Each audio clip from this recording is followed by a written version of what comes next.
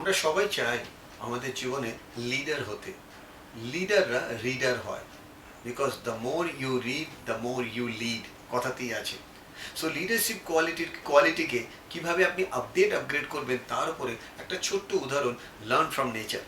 আপনারা দেখেছেন আকাশে পাখি উড়তে? ডেফিনেটলি দেখেছেন। কখনো খেয়াল করেছেন পাখিরা যখন একসাথে ওড়ে, পরিযায়ী পাখি কিভাবে ওড়ে? ভি শেপে ওড়ে।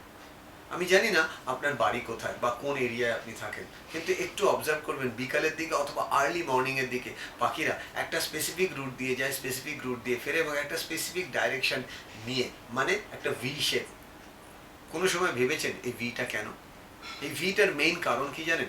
এই ভিটার প্রথম যে পাখিটা থাকে তিনি সব থেকে বেশি হাওয়ার প্রেশারটা নেয়, এবং তারপরে যারা থাকে তারা নেয় 30%, তারপরে যারা থাকে 20%, তারপরে যারা থাকে 5%, তারপরে যারা থাকে 2%, এবং একদম লাস্টের দিকে 8 নম্বর বা 10 নম্বর পাখি যে থাকেন তিনি নেন 0 প্রেশার, মানে বডিটাকে খালি ছেড়ে দেয় এবং হাওয়ার সাথে উঠতে থাকে। প্রথম পাখি যখন হাঁপিয়ে যায় সে চলে যায় একদম পেছনে। এইভাবে রোটেশনাল ওয়াইজে তারা উঠতে থাকে।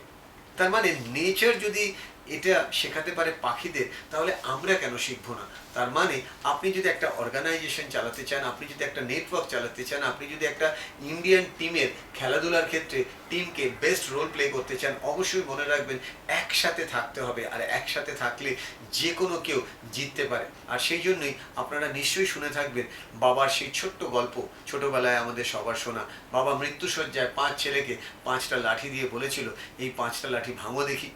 প্রত্যেকে লাঠিটা ভেঙে দেয়, কিন্তু বাবা যখন 5টা লাঠিকে দড়ি দিয়ে বেঁধে একসাথে 5জনকে ট্রাই করতে বলে, সেই 5জন ওই 5টা লাঠি একসাথে দড়ি দিয়ে বাঁধার পর ভাঙতে পারে না। তার কারণ ওই 5টা লাঠি তখন 500 লাঠিটার ক্ষমতা নিয়ে এসছে। ঠিক সেরকম পাখিদের মধ্যেও সেই ইউনিটিটা আছে, আমরাও সেই ইউনিটিটাকে ইউজ করতে পারি। আর সেটার জন্য যেটা দরকার, লিডারশিপ কোয়ালিটি। আপনি দেখার চেষ্টা করুন আপনার টিম মেম্বারদের এক একটা জনের এক একটা জিনিসের ইউনিকনেস আছে, আপনি সেই ইউনিকনেসগুলোকে অ্যাড করুন। আপনি জানেন হয়তো ধোনি, সৌরভ গাঙ্গুলি যখন ইন্ডিয়ান টিমকে লিড করেছিল কেন জিতেছিল? তারা এই পাখির ফর্মুলা অ্যাপ্লাই করেছিল। তারা কাউকে ফিল্ডিংয়ে চ্যাম্পিয়ন বানিয়েছে, কাউকে বোলিংয়ে চ্যাম্পিয়ন বানিয়েছে, কাউকে ব্যাটিংয়ে চ্যাম্পিয়ন বানিয়েছে, কিন্তু সব কিছুর মধ্যে একটা টেস্ট কিন্তু অবধারিত ছিল যেটা সৌরভ গাঙ্গুলি অ্যাপ্লাই করেছিল।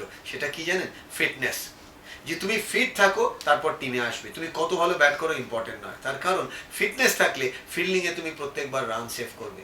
বোলার হিসেবে অনেক সময় তুমি ছক্কা খেয়ে যেতে পারো, ব্যাটসম্যান হিসেবে অনেক সময় বোল্ড হয়ে যেতে পারো, বাট ফিল্ডার হিসেবে তুমি ফেলিওর হবে না। ঠিক এই স্কিল বা এই টেকনিক অ্যাপ্লাই করে তারা কিন্তু বিভিন্ন ওয়ার্ল্ড রেকর্ড করে এবং ওয়ার্ল্ড কাপেও জেতে। আপনিও পারেন আপনার লাইফের ওয়ার্ল্ড রেকর্ড বা ওয়ার্ল্ড কাপ জিততে। কি করতে হবে? পাখির থেকে শিখতে হবে। লিডারশিপ কোয়ালিটি সব সময় সব জায়গা থেকে শেখা যায়। অনেস্ট থাকুন, আপনি শিখতে পারবেন। Thank you.